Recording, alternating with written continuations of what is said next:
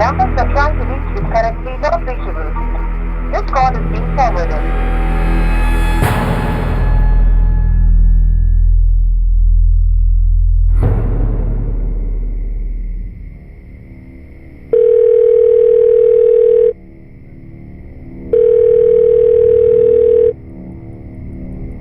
মা ফোন তুলছে না কেন?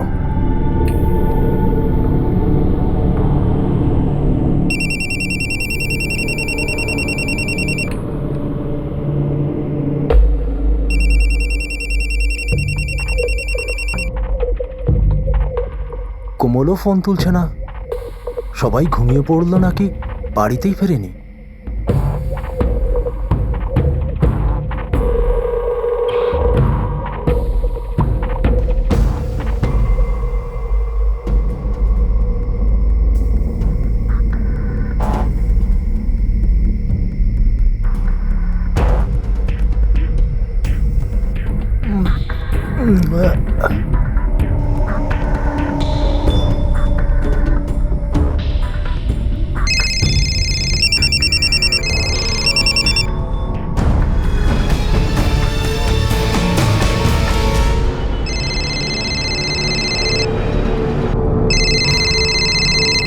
শুনছো, তোমার ফোন বাজছে।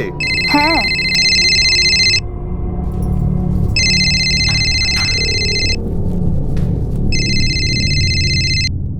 হ্যাঁ দাদা বলো, কেমন আছো?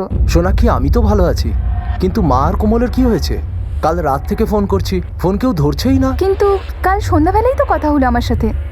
আরে বোনের বিয়ের যোগাযোগ তো চলছে না, অনেক শপিং চলছে তো, সেই জন্যই হয়তো তুলতে পারিনি। কিন্তু আমি তো আজকেই যাচ্ছি, গিয়েই তোমার সাথে কথা বলাচ্ছি। ঠিক আছে। আচ্ছা শোন, মনে করে কিন্তু কথা বলাস। হ্যাঁ, চিন্তা করো না, কথা বলাবো। শালা কি বলছিল? কি মানে আমি বলছিলাম যে কি বলছিল শালাবাবু? আরে ওই দাদা কাল থেকে ফোন করছে, কেউই ফোন উঠাচ্ছে না, তাই একটু চিন্তা করছে। ওর একটা ব্যাপার তো মানতেই হবে, তোমাকে ও খুব ভালোবাসে। ঠিকই বলেছো তুমি। আর জানো, দাদা আমার থেকে 1 বছরে বড়, কিন্তু বাবা মারা যাওয়ার পর থেকে দাদা আমাদের 2 বোনকে কোনোদিনই এটা বুঝতেই দেয়নি। সব কিছু নিজেই সামলিয়েছে। দেখো, তুমিও আমাকে একটা কথায় আটকে দিলে। আরে আমি আটকে দিয়েছি তোমাকে? আচ্ছা শোনো, আমি তোমার সাথেই যাবো, ওখান থেকে বাসে উঠে যাবো। কিন্তু তুমি লেট করো না, আমার দেরি হয়ে যাবে। প্লিজ 5 মিনিট, প্লিজ তাড়াতাড়ি করো একটু। আসছি, এক্ষুনি আসছি। মুম্বাইয়ের বাসিন্দা মুকুল রাজাওয়াত চিন্তিত ছিল। সে কিনারগঞ্জের অধিবাসী তার মা শান্তি আর ছোট বোন কোমলের জন্য দুশ্চিন্তা করছিল। মুকুলের বিবাহিতা বোন সোনাক্ষী তাকে এই বলে নিশ্চিন্ত করে যে সে খুব শীঘ্রই তার মায়ের সঙ্গে দেখা করতে যাবে। গতরাতে কি কিছু ঘটেছিল, ভয়ঙ্কর কিছু, যা এই পুরো পরিবারকে নাড়িয়ে রেখে দিয়েছিল।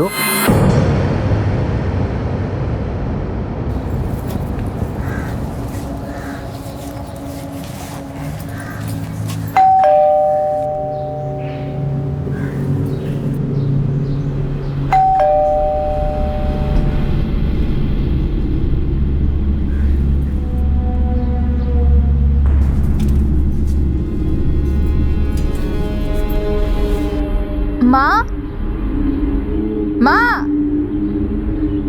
কোমল,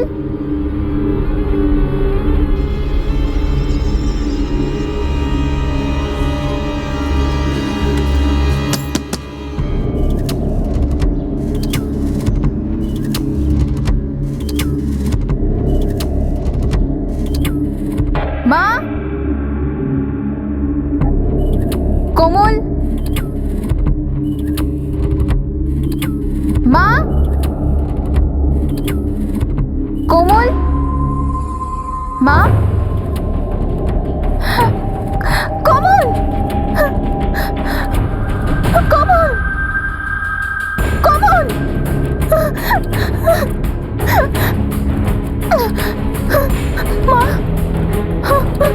মা, মা, মা,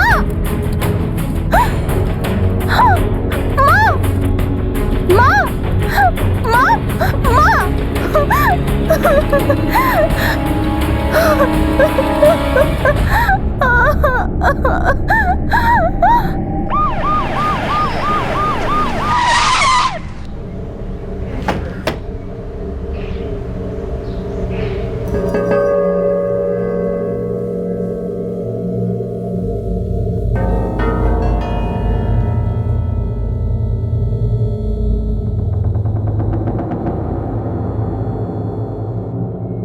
কোমল আমার শালি হয়, আমার ওয়াইফ সোনাক্ষী ছোট বোন।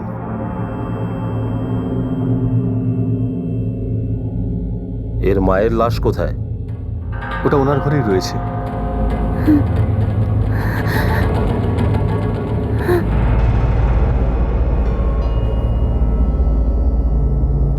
আমার শাশুড়ির নাম শান্তি।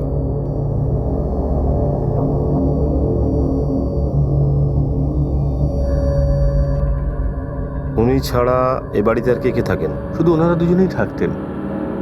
কোমলা সোনাক্ষীর একজন বড়দাও আছেন, মুকুল। ও মুম্বাইতে চাকরি করে। ও বেরিয়ে পড়েছে, ফ্লাইটে আছে হয়তো। সকালে মুকুলের ফোন এসেছিল, ও বলছিল যে কাল রাত থেকে ওরা কেউ ফোন তুলছিল না। ওর খুব চিন্তা হচ্ছিল, তাই সোনাক্ষীকে বলল যে বাড়ি গিয়ে একবার দেখতে।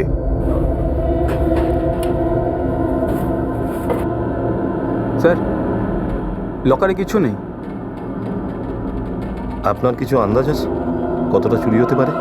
স্যার, ঠিকভাবে আমি তো কিছু বলতে পারবো না, কিন্তু সোনাক্ষী বলছিল যে কালই কোমলের বিয়ের জন্য শপিং হয়েছিল। মুকুল এই 2-3 লাখ টাকা পাঠিয়েছিল শপিংয়ের জন্য। সোনাক্ষী? সোনাক্ষী মা, এসব কি করে হলো?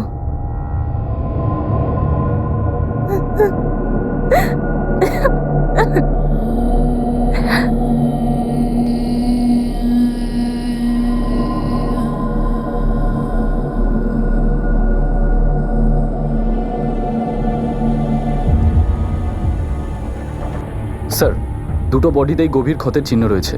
ছুরি অথবা ধারালো কোনো অস্ত্র দিয়ে মারা হয়েছে।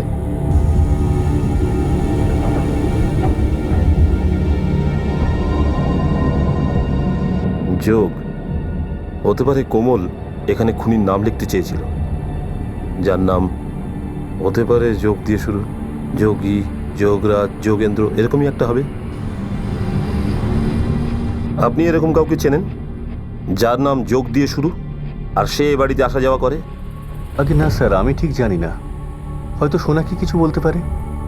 জামাইবাবু, জামাইবাবু, এইসব কি করে হলো? আর কাকি?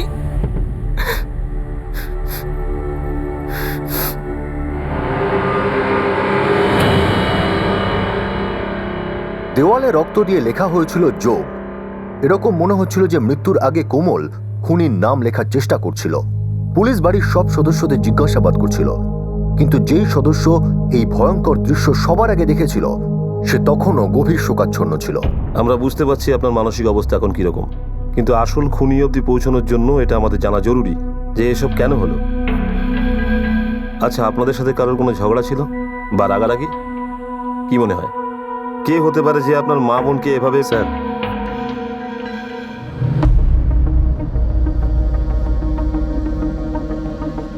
যে রক্ত দিয়ে দেওয়ালে যোগ লেখা হয়েছে সেই রক্তের ব্লাড গ্রুপ আপনার বোন কোমলের ব্লাড গ্রুপের সাথে ম্যাচ করে। আমরা এটাই সন্দেহ করছি যে এটা করেছে তার নাম যোগ দিয়ে শুরু।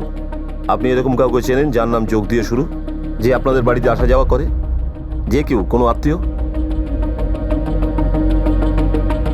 কোমল? কোমল কোথায়? হ্যাঁ,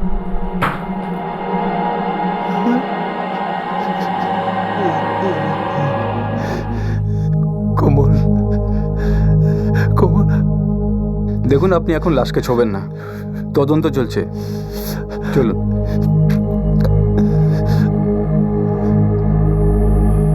মা,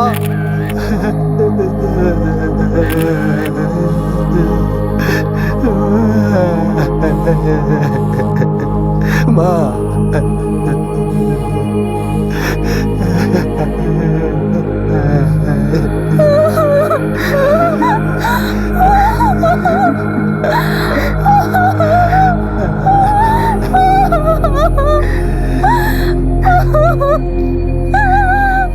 কাল রাত থেকেই টেনশন হচ্ছিল। এরকম কোনোদিন হয়নি যে মা আমার ফোন তোলেনি। রোজ মার সাথে কথা বলতাম। কি করে হলো এসব স্যার? আমরাও এটাই জানার চেষ্টা করছি। আপনি কি এরকম কাউকে চেনেন যার নাম যোগ দিয়ে শুরু হয়? আগে না স্যার, যোগ?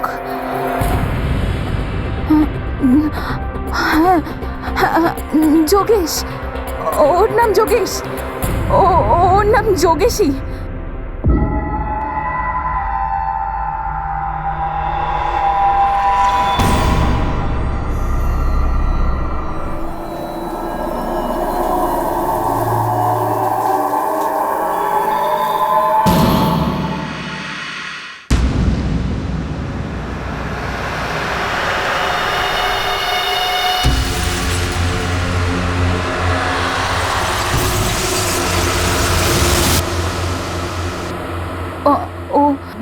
ও যোগেশই হতে পারে। যোগেশ। আমরা তোমাকে দিয়ে কোনো কাজ করাবো না, এক্ষুনি যাও এখান থেকে। কি হয়েছে? আমি এমন কি করেছি? জিজ্ঞেস করতে লজ্জা করছে না? একে তো আমার মেয়েকে তখন থেকে দেখে যাচ্ছ, তাও জিজ্ঞেস করছো কি হয়েছে? আপনি তো যা খুশি তাই বলছেন। আমি কিছুই করিনি, আমি আমার কাজ করছিলাম। আপনার কোনো ভুল হচ্ছে। মা, ও মিথ্যে কথা বলছে। আজ যখন বাথরুমে স্নান করছিলাম আমার মনে হচ্ছিল ও আমায় দেখছে, রোজই আমায় দেখে।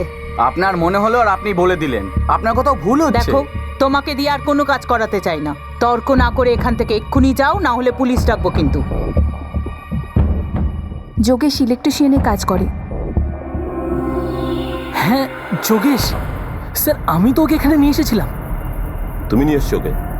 হ্যাঁ স্যার, ওটা 6 মাস পুরনো একটা ঘটনা, তাই মাথা থেকে বেরিয়ে গিয়েছিল। তখন এখানে রেনোভেশনের কাজ চলছিল, আর মুকুল দাদা চাইছিল কোমলের বিয়ের আগে বাড়ি যেন একদম নতুন হয়ে যায়, তাই শান্তিকা কি আমাকে ইলেকট্রিশিয়ান ডেকে নিয়ে আসতে বলেছিল। তুমি কবে থেকে চেনো ওকে? চিনতাম না, মোড়ের মাথায় ওই যে সব কারিগররা দাঁড়িয়ে থাকে না, ওখান থেকেই নিয়ে এসেছিলাম।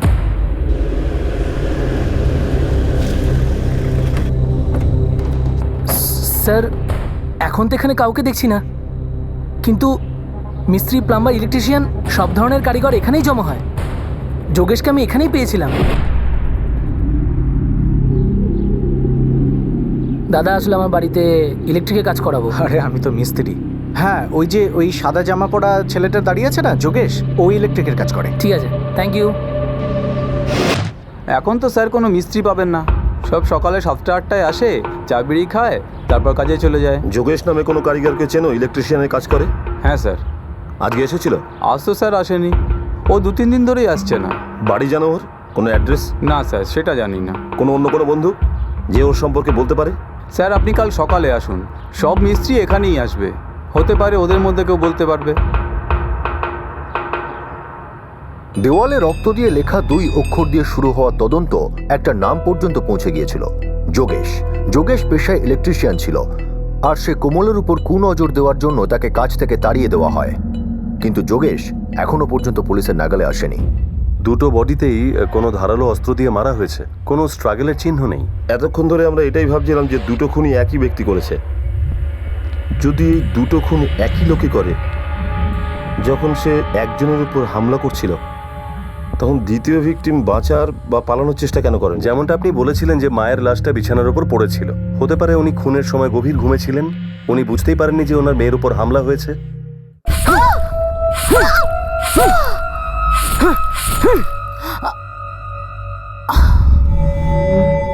আচ্ছা, কোমলের সাথে সেক্সুয়াল অ্যাসল্ট হয়েছে কি? সেটা এই মুহূর্তে কিছু বলা যাচ্ছে না, ওর জন্য ডিটেল পোস্টমর্টম করতে হবে। কোমলের বিয়ে হওয়ার কথা ছিল, আর তার বিয়ের জন্য তার দাদা 3 লাখ টাকা পাঠিয়েছিল। চুরি হয়েছে আর দুটো মার্ডার হয়েছে।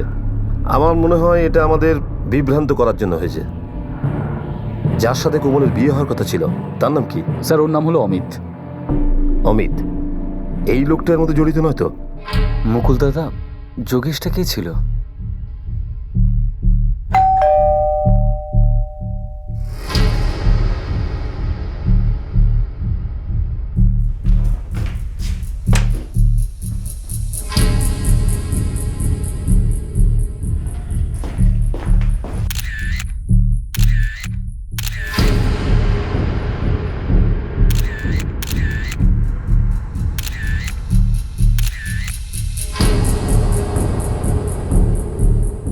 আমি তো কিছু বুঝতেই পারছি না। তুমি তো বলছিলে তুমি রাত্রিবেলা অনেকবার ফোন করেছো, কিন্তু কেউ ফোন ধরেনি, অথচ কাল রাতেই আমার সাথে কোমলের কথা হয়েছে। কি ম্যাডাম, কোথায় যাবেন কাল?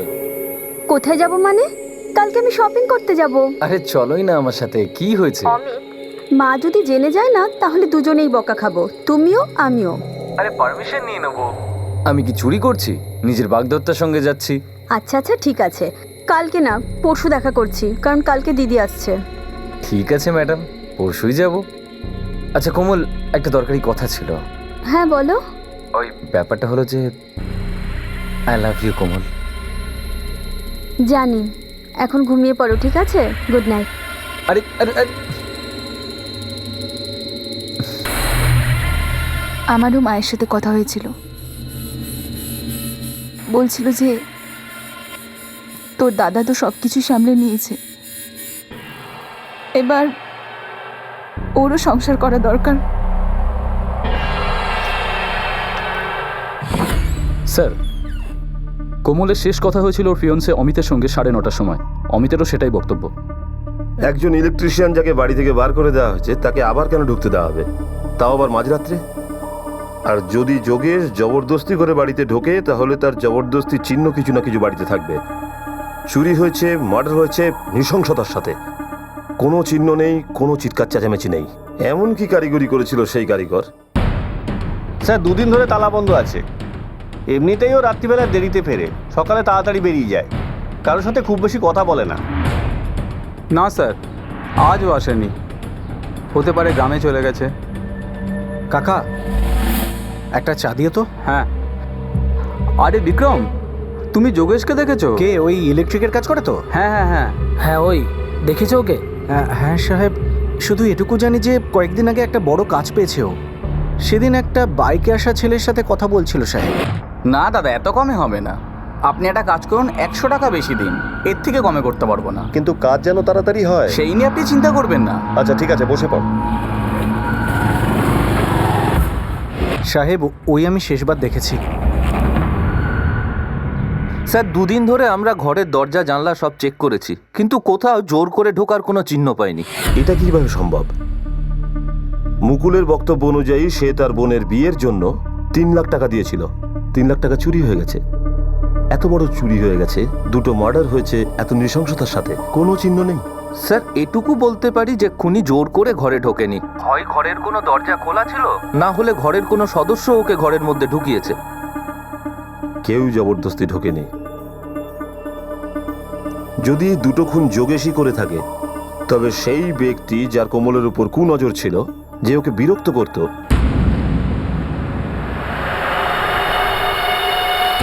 তাকে বাড়িতে ঢুকতে কেন দেবে? স্যার হতে পারে যোগেশ ডুপ্লিকেট কোনো চাবি বানিয়েছিল নিজের কোনো কারিগর বন্ধুর সাহায্যে। এটাও তো হতে পারে যে বাড়ির কোনো মেম্বার ওকে ঢুকতে সাহায্য করেছিল।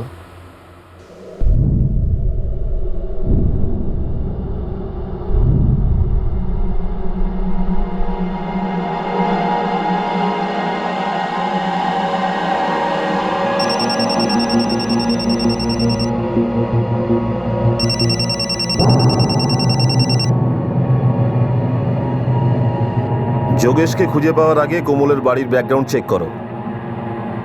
এই খুনের কারণ হতে পারে তাদের কোনো ফ্যামিলি ম্যাটার। Okay sir.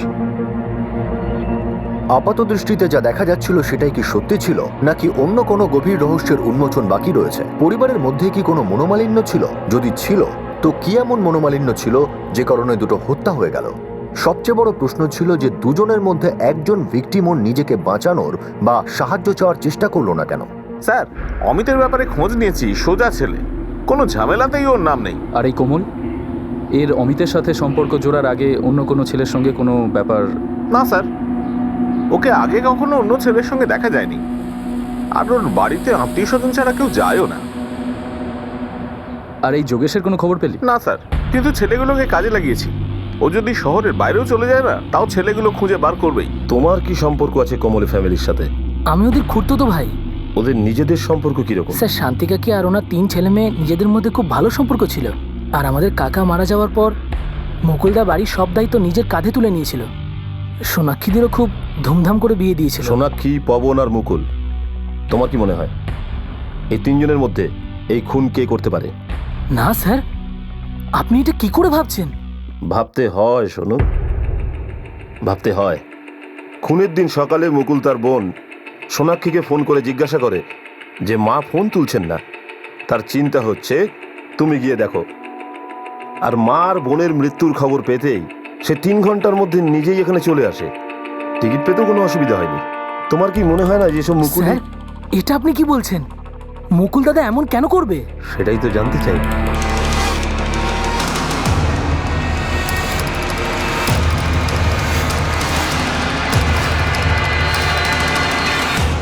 এটা কি ধরনের ইনভেস্টিগেশন হচ্ছে?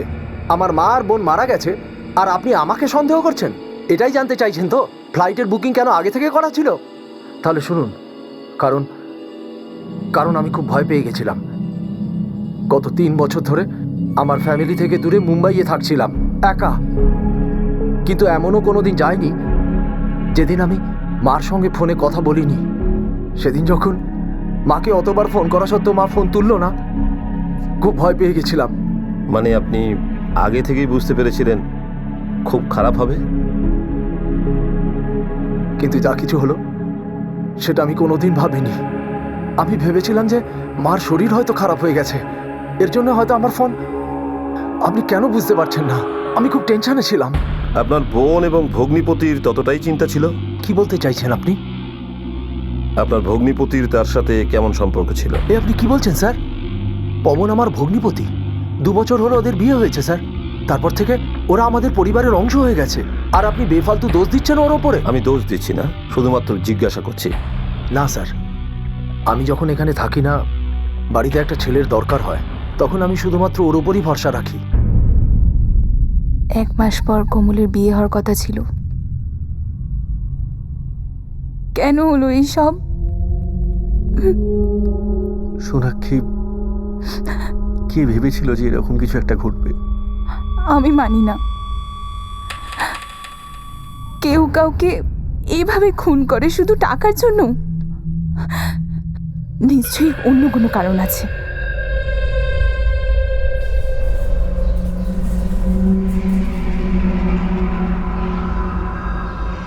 নমস্কার স্যার।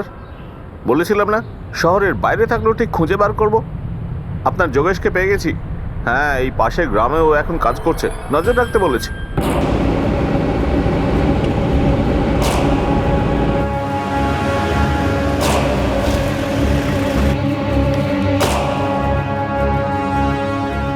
যোগেশ। হ্যাঁ স্যার। ওকে নিয়ে এসো। স্যার আমাকে কেন ধরছেন স্যার? কথা শুনুন স্যার, আমি কিছু করিনি স্যার। স্যার আমি একজন সাধারণ লেবার স্যার। স্যার শুনুন স্যার।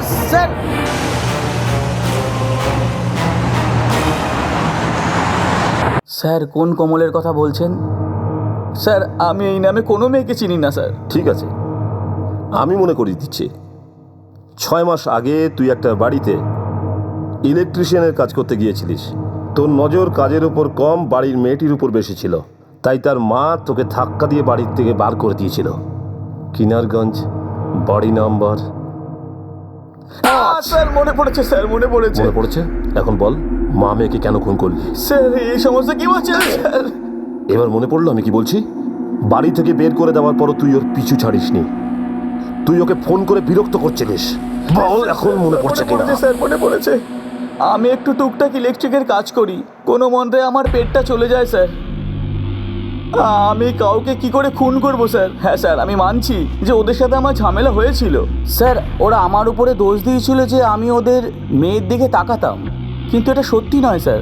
তাহলে এটাও হয়তো সত্যি নয় যে তুই ফোন করে ওকে বিরক্ত করতিস? স্যার আমি ফোন করতাম, কিন্তু বিরক্ত করার জন্য নয়, আমার টাকা চাওয়ার জন্য। নতুন গল্প বলছিস? স্যার আমি 3 দিন ওখানে কাজ করেছিলাম, 900 টাকাও হয়েছিল। আমার টাকার দরকার ছিল, ওরা তো আমাকে টাকা দিলই না, উল্টে পুলিশে জানালো। আমাকে 2 দিন লক আপেও রেখে দিয়েছিল স্যার। এবার আপনিই বলুন স্যার, যখন আমি আমার টাকাই আদায় করতে পারলাম না, তখন কাউকে কি করে মারতে পারি?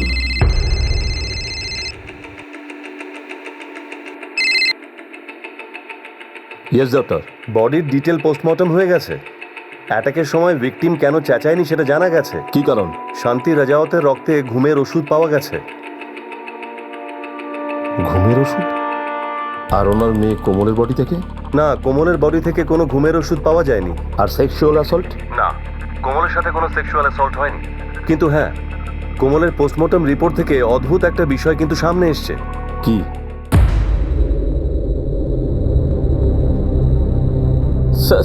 স্যার আমি সত্যি বলছি স্যার, সেই দিনের পর থেকে আমি ওই বাড়ির দিকে তাকাইনি স্যার। কিছুদিন এখানে থাকবি না, সব বেরোবে। ঘুমের ওষুধ? না স্যার, আমার মা তো ডায়াবেটিক ছিল, তারই ওষুধ মা খেত। মায়ের তো কোনোদিন ঘুমের প্রবলেম ছিল না। ঘুমের ওষুধ? কিন্তু দাদা তাই যদি হতো তাহলে মা আমাকে নিশ্চয়ই বলতো।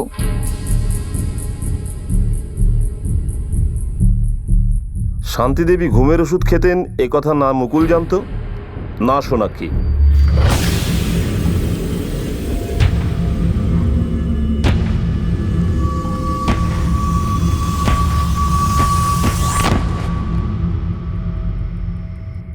স্যার, কোমলের বডিতে ঘুমের ওষুধ পাওয়া যায়নি।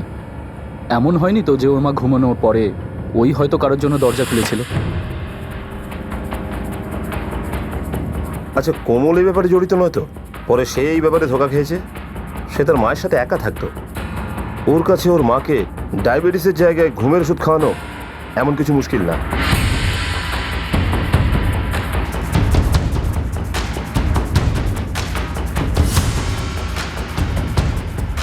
যদি এটা ভেবেই আমরা এগিয়ে যাই তাহলে খুনি কোমলের কোনো পুরনো বন্ধু, নয়তো কোনো পুরনো প্রেমিক।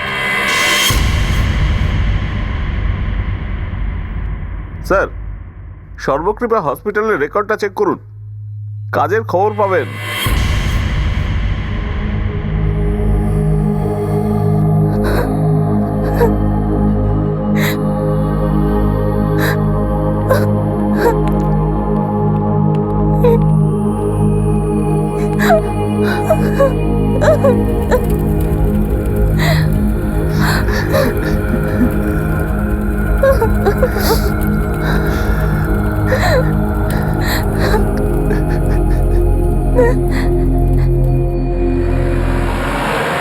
স্যার, আমি তো প্রথমেই আপনাদের সব কিছু বলে দিয়েছি।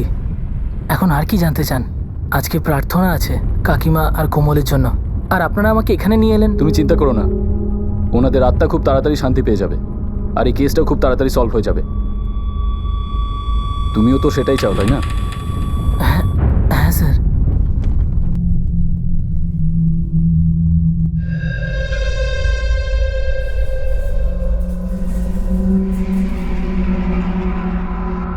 শোনু, কোমলের আশীর্বাদের আগে কারোর সাথে অ্যাফেয়ার ছিল? তুমি কথা জানতে? না স্যার, না মানে স্যার আমি জানি না স্যার। আশীর্বাদের পরেও এই অ্যাফেয়ার চলছিল। সে তার এই রিলেশনশিপকে জারি রেখেছিল। স্যার, স্যার এটা আপনি কি বলছেন? আর যতদূর পর্যন্ত আমি জানি সেই রাতে কোমলের ঘরে সেই ঢুকেছিল।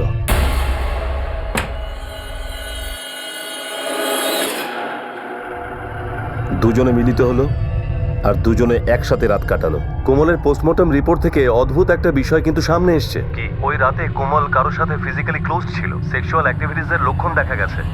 জবরদস্তি নয়, নিজের ইচ্ছেতে। পুরো বাড়ির লোক এ কথা জানতো, কিন্তু আমাদের কেউ কিচ্ছু বলেনি। স্যার এমনটা হতে পারে না স্যার। তুমিও তো এটা জানতে, তুমিও তো আমাদের কিছু বলনি। স্যার আমি নাটক বন্ধ করো। কোমলের সাথে যে ছেলেটার অ্যাফেয়ার ছিল সেটা তুমি, ওর যার সাথে ফিজিক্যাল রিলেশন ছিল সেটা তুমি, সেই রাতে কোমলের ঘরে যে ঢুকেছিল সেটা তুমি, কোমল আর তার মাকে যে খুন করেছিল সেটা তুমি, তুমি সেই খুনি। না স্যার, আমি কিছু সত্যি না স্যার। যাকে তুমি ফাঁসাতে গিয়েছিলে সেই তোমাকে ফাঁসিয়ে দিয়েছে। যোগেশ। স্যার, স্যার, স্যার আমি বড়বাবুকে কিছু বলতে চাই, আমার কিছু বলার আছে। শেষমেশ লাইনে এলি, চল এখন সোজাসুজি বলে দিয়ে তুই ঘরে ঢুকলি কি করে? স্যার এটা ঠিক যে আমি ওকে লুকিয়ে লুকিয়ে দেখতাম। স্যার ওকে আমার ভালো লেগে গেছিল স্যার। কিন্তু ও তোকে পছন্দ করতো না, ও তোকে অপমান করেছিল, আর এই অপমানের বদলা নেবার জন্য তুই তাকে মেরে ফেলেছিস। না স্যার, স্যার আমি বেকারই ফেসে গেলাম, আমার মাথা খারাপ হয়ে গেছিল, ভেবেছিলাম ও আমাকে পছন্দ করবে। এত কিছুর পরেও তোর এই কথা কেন মনে হলো? স্যার ও মাকে লুকিয়ে একটা ছেলের সাথে রোজ দেখা করতো, আর ওই ছেলেটা তো রোজ বাড়িতে আসা যাওয়া করতো। কে ছিল ছেলেটা? স্যার সোনু। আরে সোনু, কেমন আছো? এই তো বিন্দাস। কাকিমা বাড়ি নেই? না, মা তো বাজারে গেছে। আসতে একটু দেরি হবে। ঠিক আছে, যখন এসেই পড়েছি তো কাকিমার সাথে দেখা করেই যাব। আসো।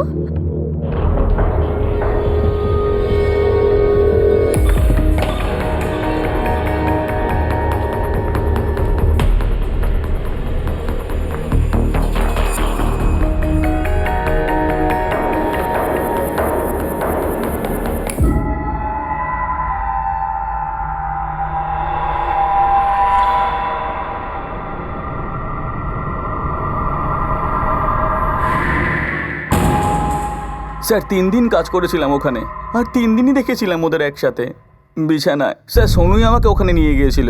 আর স্যার ও এটাও জানতো যে আমাকে ওখান থেকে বের করে দেওয়া হয়েছে, আর পুলিশেও দেওয়া হয়েছে। স্যার ওই আমাকে ফাঁসিয়েছে, আর এইসব ওই করেছে। স্যার ও 1 নম্বরে মিথ্যেবাদী। আপনি আপনি কি করে ওর কথা বিশ্বাস করছেন বলুন তো? বিশ্বাস তো আমি এটাও করতে পারছি না যে তুমি আত্মহত্যা করতে চেয়েছিলে। 2 মাস আগে সর্বকৃপা হসপিটালে ভর্তি ছিলে তুমি।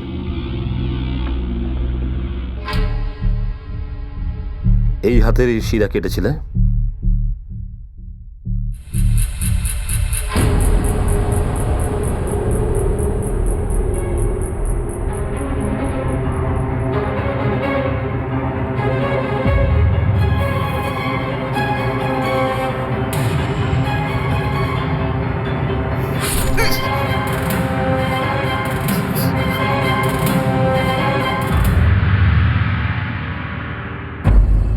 তুমি কোমলের সাথে সম্পর্ক বজায় রাখতে চেয়েছিলে, যেখানে সে অমিতের সাথে সম্পর্ক করতে চেয়েছিল।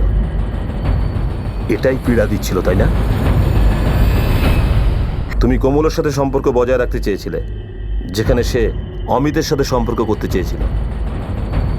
এটাই পীড়া দিচ্ছিল, তাই না?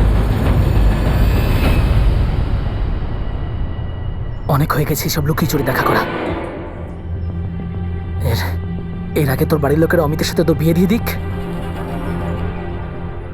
আমাদের ওদেরকে বলে দেওয়া উচিত আমাদের ব্যাপারে। কেউ মানবে না। আমরা তো মানি, তাহলে ওদেরকেও মানতে হবে।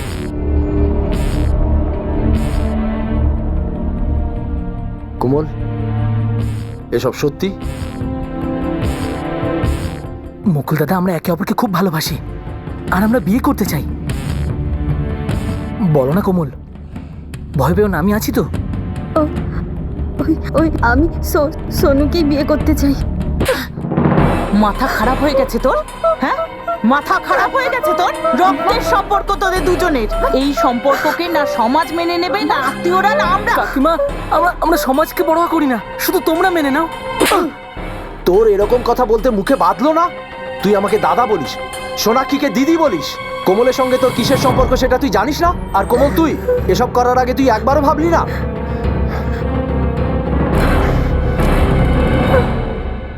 আমাদেরকে দিব্যি খাওয়ানো হয়েছিল। আমরা আর একে অপরের সাথে কোনো সম্পর্ক রাখবো না। কোমলে ওর বাড়ির লোকের কথা মেনে নিয়েছিল। ও ভয় পেয়ে গিয়েছিল। ওর মনে হচ্ছিল ও কোথাও কোনো পাপ করে ফেলেনি তো। একদিন তো ও বলেই বসলো আমাদের এই সম্পর্ক শেষ করে দেওয়া উচিত। সেদিন আমি ভেঙে পড়েছিলাম। কোমল আমার জীবন ছিল। আমি ভাবলাম ওকে ছাড়ার বদলে আমি এই জীবনই ছেড়ে দেব।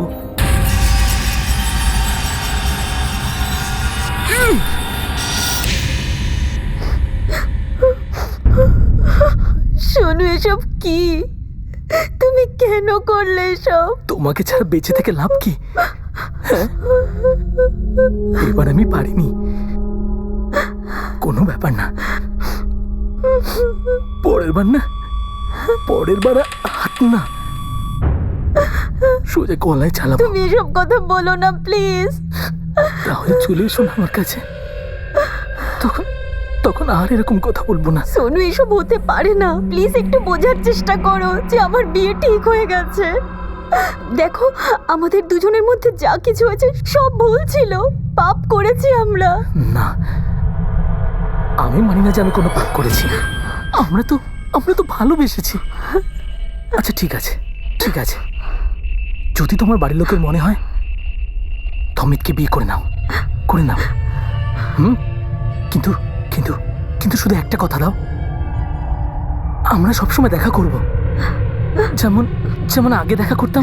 শোনো, তুমি পাগল হয়ে গেছো, এটা হতে পারে না। দেখো, এমনি আমি অনেক ভুল করেছি, আর আমি কোনো ভুল করতে চাই না। আর এমনিতেও আমি ভেবে নিয়েছি যে এরপর আর বাড়ির লোককে ঠকাবো না, আর এমনকি আমার হবু স্বামী কেউ না। তাহলে এখানে এসেছো কেন? হ্যাঁ, যাও গিয়ে বিয়ে করে নাও ওকে। কিন্তু একটা কথা মনে রেখো, তোমার বিয়ের দিনে আমি আত্মহত্যা করবো। শোনো, কেন এরকম কথা বলছো তুমি? দেখো প্লিজ, আমি হাত জোর করে বলছি যে তুমি এসব করো না। আমি নিজেকে কোনোদিন ক্ষমা করতে পারবো না। তাহলে কথা দাও, আমরা আমরা এই সম্পর্কটা সারা জীবন আগলে রাখবো। কোমল, এটা ভালোবাসা, সত্যিকারের ভালোবাসা। এটা আমাদের রক্তে মিশে আছে। তারপরেও আমরা দেখা করতাম রোজ রাতে। আমি ওর বাড়িতে যেতাম। আমাদের কেউ আটকানোর মতো ছিল না। কে আটকাতো? তুমি আসার আগেই কোমল তার মাকে ডায়াবেটিসের ওষুধের পরিবর্তে ঘুমের ওষুধ খাইয়ে দিত, তাই না?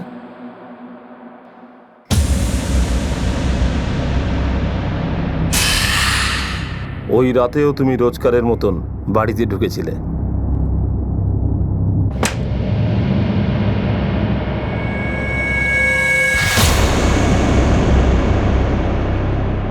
কোমলের আশীর্বাদ হয়ে যাওয়া সত্ত্বেও ওর সাথে তোমার সম্পর্ক বজায় ছিল।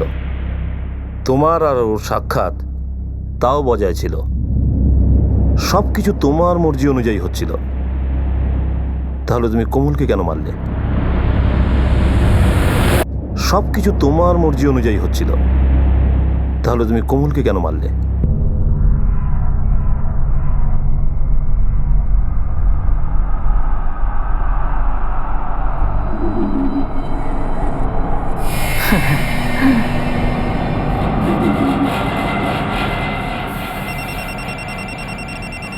এক মিনিট। হ্যালো, কি ম্যাডাম, কোথায় যাবেন কাল? কোথায় যাব মানে? কালকে আমি শপিং করতে যাব। আরে চলোই না আমার সাথে। কি হয়েছে? অমিত, মা যদি জেনে যায় না তাহলে দুজনেই বকা খাবো। আরে পারমিশন নিয়ে নেবো। আমি কি চুরি করছি? নিজের বাগদত্তার সঙ্গে যাচ্ছি। কালকে না, পরশু দেখা করছি, কারণ কালকে দিদি আসছে। ঠিক আছে ম্যাডাম, পরশুই যাব। Good night. পরশুদিন ওর সাথে ঘুরতে যাচ্ছ, তাই না? হ্যাঁ, ও খুব জিদ করছিল, কত মানা করব বলো। তোমার এই অমিতকে পছন্দ হতে শুরু করেছে না? ভালো মানুষ তো ভালো তো লাগবেই। ভালোবাসতে শুরু করেছো? সত্যি করে বলো। যাই হোক, তুমি উল্টো পাল্টা ভাবছো। এসব কিছু না, ঠিক আছে? তুমি 2 মিনিট বসো, আমি আসছি। কোমল আমার সাথে শুধু এই কারণে ছিল, কারণ ওর ভয় ছিল যদিও আমাকে ছেড়ে দেয় তাহলে আবার আমি আত্মহত্যা করে ফেলবো। কিন্তু সত্যিটা ছিল এটাই, ও আমাকে ভুলে গিয়েছিল। ওই অমিতকে ভালোবাসতে শুরু করেছিল। আমি ভাবলাম যে এখনই যদি এই অবস্থা হয় তাহলে একবার বিয়ে হয়ে গেলে পরে কোমল আমাকে ওর মন থেকে মুছে ফেলবে। আমি বাঁচি কিংবা মরি তাতে ওর কিচ্ছু যায় আসবে না। তাই আমি ঠিক করে ফেললাম, কোমল যদি আমার না হয় তাহলে ওকে আর কারোর হতে দেব না। 1 সপ্তাহ ধরে এই কথাটা আমার মাথার মধ্যে ঘুরছিল। ছুরি ওর ঘরেই লুকিয়ে রেখেছিলাম। শুধু সেই দিন আমি ঠিক করে ফেললাম, অমিতের সাথে ঘুরতে যাবি না? অমিতের সাথে আমি কোনোদিনও যেতে দেব না। সোনু, ভয় পেয়ে গেছিলাম। ভয় পাওয়ার কোনো ব্যাপার নেই কোমল। তোমার হাতে কি আছে? কোমল, আমি তোমাকে অমিতের হতে দিতে পারি না। সোনু প্লিজ, দেখো এসব কথা আর বলো না তো। কেন? সত্যিটা সহ্য হয় না, না? কিন্তু আমি জানি সত্যিটা কি। তুমি শুধু আমার সাথে আছো যাতে আমি আত্মহত্যা না করি। দয়া দেখাচ্ছ না আমাকে? দয়া? সরি কোমল, কিন্তু আমি তোমাকে অন্য কারোর হতে দিতে পারি না। তুমি শুধু আমার। সোনু, না, এটা তুমি কি করছো? আমার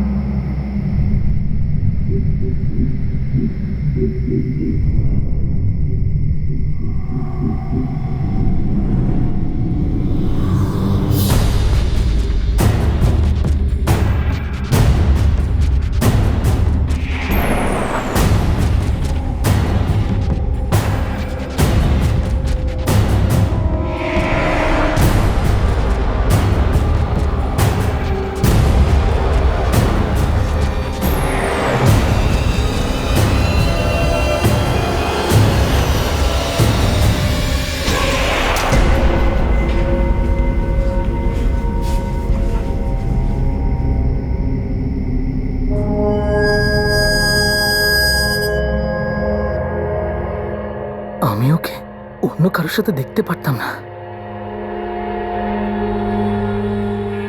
আমি ওকে খুব ভালোবাসতাম। ভালোবাসা, ভালোবাসায় প্রাণ দিতে হয়, নিতে নয়।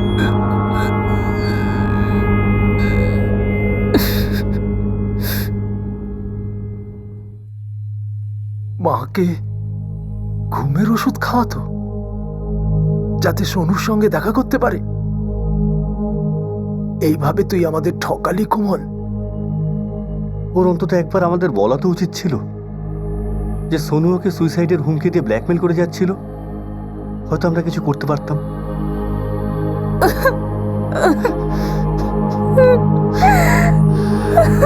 দাদা কি করবি?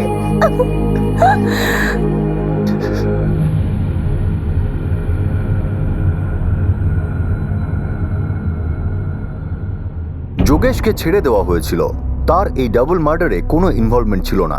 যোগেশের কোমলকে কুনজরে দেখা, কোমলের যোগেশকে অপমান করা, তার বিরুদ্ধে পুলিশ কমপ্লেন্ট লেখানো, সোনু এই সব কিছু সুযোগ নিতে চেয়েছিল যাতে নিজের করা অপরাধের দায় সে যোগেশের ঘাড়ে চাপাতে পারে।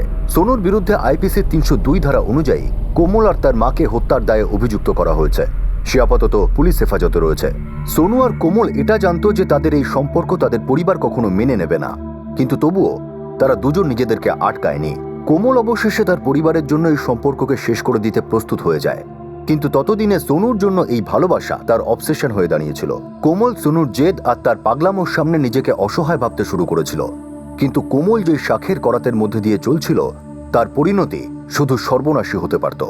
আর সেটাই হয়েছিল। শুধুমাত্র কোমলকেই নয়, বরং নিরপরাধ এবং নিজের মেয়ের প্রেম সম্পর্কে অজ্ঞাত তার মাকেও নিজের প্রাণ খোয়াতে হলো। অবসেশন আর প্রবঞ্চনার উপর টিকে থাকা এই ধরনের সম্পর্ক মানুষকে শুধুমাত্র সর্বনাশের দিকেই ঠেলে দেয়। আর হয়তো এরকম সম্পর্কের ঘূর্ণিপাকে ফেঁসে যাওয়া মানুষরা খুব ভালোভাবেই এটা জানে যে আজ নয়তো কাল এই সম্পর্কে শেষ হতেই হবে।